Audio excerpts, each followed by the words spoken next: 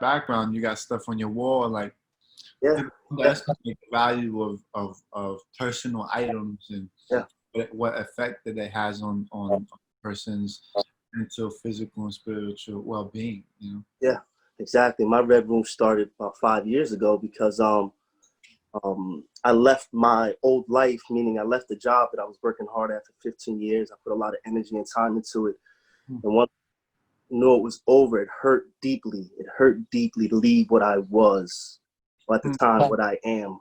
And then, I went through the grieving process, but once I, got my wits back about me, I began to do a lot of reading, a lot of reflection, a lot of conversation with people who know me well. That was big for me because when I left my job and I lost my identity, I started hanging around people who knew me when I was young, and they could say, "Hey Jay, I remember when," things I completely forgot because I'm an adult now.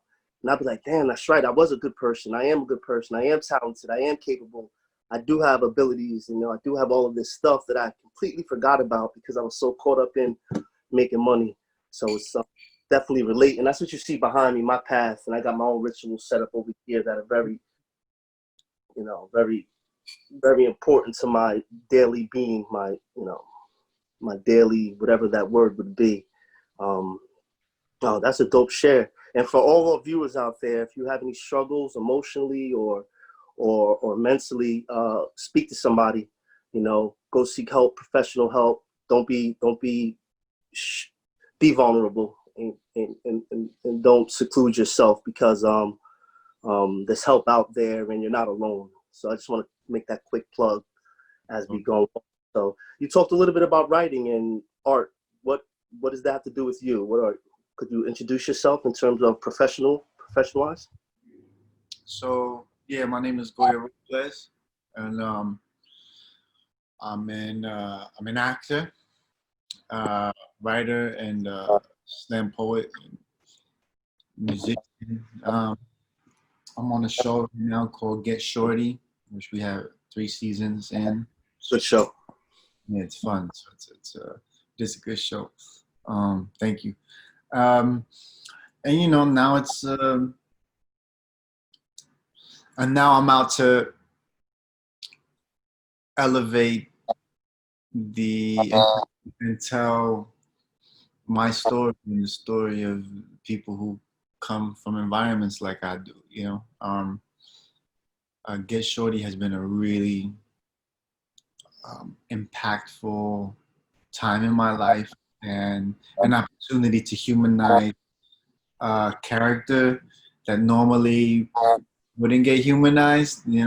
Um, uh, I'm like the nephew of this Nevada drug cartel queenpin.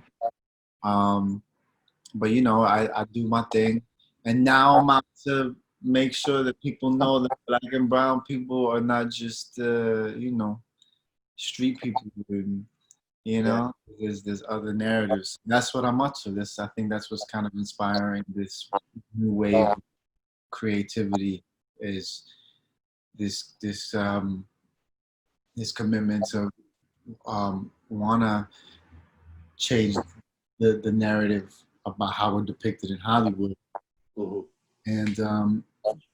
and to tell stories, especially like my story, which is pretty confronting, knowing that it's been beautiful, but it's so like wow, I'm really feeling a lot in there. Mm. People know a lot about the origin of of me, I guess.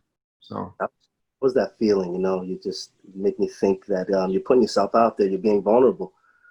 As a man, that's not easy. I'm assuming for me anyway. no, That's no, no, no. That's absolutely that goes against every built-in instinct in the body to reveal oneself and when we're built to survive and to protect, and to put a mask on, I think I forgot your question, bro.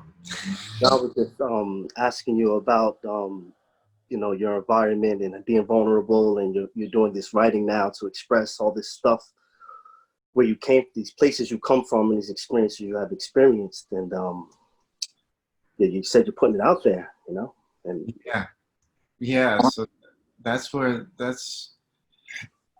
think, oh, I think, how old was I? When I was 20, I think 5. I, I was in this program, actor studio drama school program. And my teacher at the time, Elizabeth Kemp, who passed away, I think it's going on 3 years.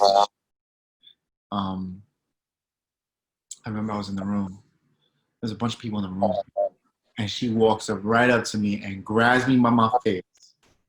And she says, I can't wait until you tell the world your story. And then walked away. Just say that was the only thing she did, just walked away. And I just remember, in that moment, I felt just wanted for who I am, yes, but also I didn't start writing I didn't start writing what I'm writing now until this year, and that was in 2020. That's 13 years later. It just stayed. That moment always stood with me, like always throughout the years, and I just, you know, yeah, and yeah, and I'm writing as a way to help myself always find the desire to want to live, because I always struggle with that. Um, so telling my story helps with the instinct of wanting to stay here. Um, and stay here with value, I'm assuming, right? Not just be here just to be, well, in life. right. Well, I think the writing, and I think the creation and being able to channel all these my angels and demons inside of my work gives me this sense of value. You know, Mm. I grew up. I grew up in a really. Um, I grew up in an environment that was definitely not conducive to someone wanting to love themselves, or like, I always had to protect myself from some type of violence everywhere I went, including home. And Mm. so, and as a kid, that impacts that impact, Absolutely. it Yeah, stays. It stays in the body and it stays in the mind. yeah, exactly. Just to jump in with you, we constantly staying in fight or flight, not healthy emotionally. It distorts your perspective, and it distorts your self-esteem and your value. Back to your two comments you made earlier. Um, a lot of Black and brown people grow up in circumstances that are that are less than, so they stay in that constant fight or flight. They have that adrenaline always in their body, even when they're around a serene environment. They don't know how to be serene because they just know what they know. And the second point was, you talked about your friend, God bless her or him, who was contemplating suicide, and it was attributed to her environment, her caregivers not providing that type of love or nourishment a child needs. And then you connect that to the nourishment that your teacher gave you. The nourishment was what, 10 seconds of her grabbing your head and saying something that completely the nervous system that you carry with you for the rest of your And, life. and, and what's crazy about that is that, like, so the last, I've been married the last 5 years, and I would say the last 2.5 years have been pretty steadily, um, steadily. There's a growth that's happening where I'm not in fight or flight, Mm.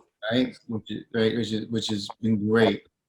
And but the other part of it is So now, whenever I get into a confrontation, whenever there's a misunderstanding, for example, like between me and my wife, and I feel like a misunderstanding happening, or like it's like actually happening, I get this flush sensation throughout my entire body, from my head all the way down to my feet. And I recognize it because whenever I've gotten um, abused as a kid, or I've had to run, or I've had to fight, or I've had to do all these things, it's the exact feeling that I've always felt my whole life. And so the other thing is like, when it happens, I also feel the fact that um, comfortable. Mm. It's like it's so programmed in my body. Like I'm really conscious of it, but I'm also so programmed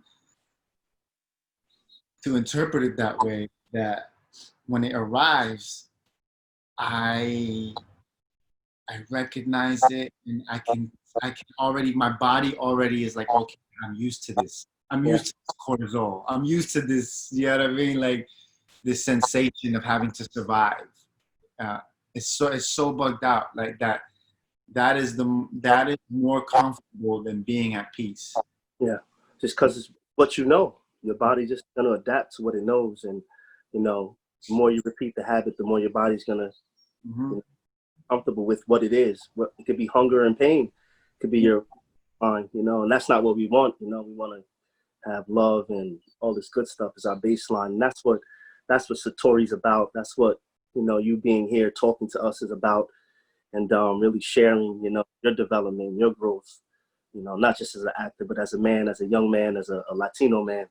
And, you know, I love the depth that you come at me with. I wasn't expecting this. This is beautiful. Satori, success.